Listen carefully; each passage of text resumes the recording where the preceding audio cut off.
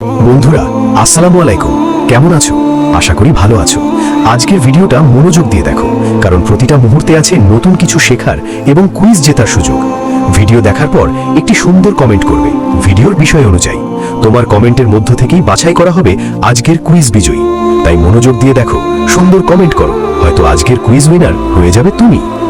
বন্ধুরা, নবীজি সাল্লাল্লাহু আলাইহি ওয়াসাল্লামের জীবন ছিল রহমত, করুণা আর মুজিজার এক অপূর্ব সমন্বয়। তার প্রতি আল্লাহর বিশেষ হেফাজত জীবনের প্রতিটি অধ্যায়ে প্রকাশ পেয়েছে।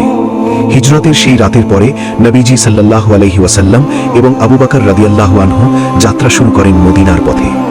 বনের ভিতর, পাহাড়ের গুহায়, অন্ধকার রাতে দুজন মানুষকে রক্ষা করছিলেন ৩ নম্বর সঙ্গী আল্লাহ।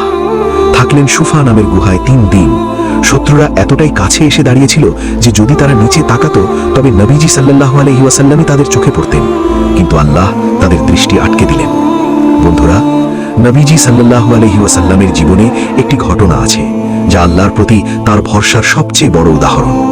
আবু বকর রাদিয়াল্লাহু আনহু যখন ভয় পেলেন, তখন নবীজি সাল্লাল্লাহু আলাইহি ওয়াসাল্লাম তাকে বললেন, লা তাহজান ইন্নাল্লাহা মাআনা। মাথা নত করো না, দুঃখ করো না, আল্লাহ আমাদের সঙ্গে আছেন। এই একটি বাক্য যুগ যুগ ধরে মুমিনদের শক্তি দিয়েছে। যে মানুষ আল্লাহর উপর ভরসা রাখে তাকে পৃথিবীর কোনো শক্তিই পরাজিত করতে পারে না। এরপর মদিনায় পৌঁছানোর সাথে সাথে নবীজি সাল্লাল্লাহু আলাইহি ওয়াসাল্লামের আগমনে শহর আলোকিত হয়ে গেল। শিশুরা গান গাইল, তালা আল বদরু আলাইনা। মানুষ ছুটে এলো নবীজিকে দেখতে, তার হাত ধরতে, তার পাশে দাঁড়াতে। এ যেন দীর্ঘ অন্ধকারের পরে আলো আসার মুহূর্ত। মদিনায় এসে প্রথম যে কাজটি নবীজি সাল্লাল্লাহু আলাইহি ওয়াসাল্লাম করলেন তা হলো মসজিদে নববী নির্মাণ। তিনি নিজ হাতে ইট তুলেছেন, কাদা লিখেছেন, শ্রম দিয়েছেন। নেতৃত্বের কত বড় উদাহরণ, শুধু কথা নয়, নিজে করে দেখিয়ে দেওয়া। বন্ধুরা, নবীজি সাল্লাল্লাহু আলাইহি ওয়াসাল্লামের চরিত্র ছিল মানুষের হৃদয় জয় করার মতো। এক ইহুদি বৃদ্ধ প্রতিদিন তার উপর ময়লা ফেলত। একদিন কিছুই পড়ল না। নবীজি খোঁজ নিলেন, বৃদ্ধ অসুস্থ। নবীজি দেখতে গেলেন, সান্ত্বনা দিলেন, সেবা করলেন। বৃদ্ধ বিস্মিত হয়ে বললেন, তুমি সত্যিকারের আল্লাহর প্রেরিত নবী। এই আচরণ, এটাই ছিল নবীজির প্রকৃত শিক্ষা। আরেক ঘটনা, একজন বেদুইন এসে মসজিদে প্রস্রাব করে দিল। সাহাবারা রেগে গেলেন, কিন্তু নবীজি বললেন, তাকে কঠিন কথা বলো না, এই মসজিদ শেখার জায়গা। নবীজি নিজে পানি ঢেলে জায়গা পরিষ্কার করলেন।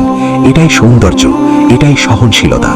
দয়া, ক্ষমা আর হাসি মুখ, এই 3টি গুণ নবীজিকে শুধু নেতা নয়, প্রতিটি মানুষের হৃদয়ের আলো বানিয়েছে। বন্ধুরা, তার জীবনের শেষ দিকে যখন ক্ষমতা সর্বোচ্চ, শত্রুরা হার মানা, তবুও নবীজি বললেন, আজ প্রতিশোধের দিন নয়, আজ ক্ষমার দিন। তিনি তাদের সবাইকে ক্ষমা করে দিলেন। যাদের হাতে তার অপমান, কষ্ট, হত্যার চেষ্টা, তাদেরও ক্ষমা করলেন। এমন মহানুভবতা দুনিয়ার ইতিহাসে খুব কমই পাওয়া যায়।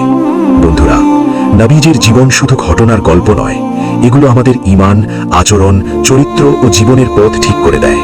যেখানে নবীজির জীবন, সেখানে আলো, সেখানে শান্তি, সেখানে রহমত। বন্ধুরা, নবীজি মুহাম্মদ সাল্লাল্লাহু আলাইহি ওয়াসাল্লাম চলে গেছেন বহু আগে, কিন্তু তার চিহ্ন, তার সুন্নাহ, তার আলো পৃথিবীর শেষ পর্যন্ত জ্বলতে থাকবে। আজ আমরা যা কিছু পেয়েছি, ঈমান, কোরআন, ইসলামের সৌন্দর্য, সবই তার দ্বারাই পেয়েছি। তিনি ছিলেন সেই মানুষ যিনি নিজের জন্য নয়, উম্মতের জন্য কেঁদেছেন, আমাদের জন্য সারা রাত জেগে দোয়া করেছেন। একবার সাহাবীরা জিজ্ঞেস করেছিলেন, হে আল্লাহর রাসূল, আপনি সবচেয়ে বেশি কিসের জন্য তওবা করেন? তিনি বললেন, উম্মতের ক্ষমার জন্য। বন্ধুরা, এমন ভালোবাসা আর কোথায় পাওয়া যায়? নবীজি সাল্লাল্লাহু আলাইহি ওয়াসাল্লাম বলেছিলেন, আমি আমার ভাইদের দেখতে খুব ভালোবাসি। সাহাবীরা বললেন, আমরা কি আপনার ভাই নই? তিনি বললেন, তোমরা আমার সাহাবী, আমার ভাই তারা যারা আমাকে না দেখেও আমাকে ভালোবাসবে।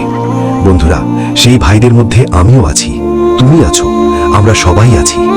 এই কথাটি একাই প্রমাণ করে নবীজি সাল্লাল্লাহু আলাইহি ওয়াসাল্লাম আমাদের কত ভালোবাসেন।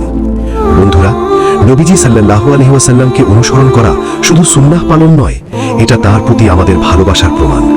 একজন মানুষ সত্যিই নবীকে ভালোবাসলে তার কথা, আচরণ, চরিত্র, দয়া, সব জায়গায় নবীজি সাল্লাল্লাহু আলাইহি ওয়াসাল্লামের গন্ধ পাওয়া যায়। আজকের এই স্পিচের শেষে আমি শুধু একটি কথাই রিমাইন্ডিং দিতে চাই, নবীজি সাল্লাল্লাহু আলাইহি ওয়াসাল্লামের জীবন হলো আলো। যেখানে নবীজি, সেখানে শান্তি, দয়া, ক্ষমা ও রহমত। আর যেখানে তার সুন্নাহ নেই, সেখানে অন্ধকার, বিশৃঙ্খলা এবং দুঃখ। বন্ধুরা, চলুন আমরা তার পথে ফিরে আসি, তার চরিত্রকে ভালোবাসি, তার সুন্নাহকে জীবনের অংশ করি। আল্লাহর কাছে দোয়া করি, হে আল্লাহ, আমাদেরকে নবীজি সাল্লাল্লাহু আলাইহি ওয়াসাল্লামের ভালোবাসায় পূর্ণ করো, তার সুন্নাহ অনুসারে জীবন কাটানোর তৌফিক দাও, আর কিয়ামতের দিনে নবীজি সাল্লাল্লাহু আলাইহি ওয়াসাল্লামের পাশে দাঁড়ানোর সৌভাগ্য দাও। আমিন।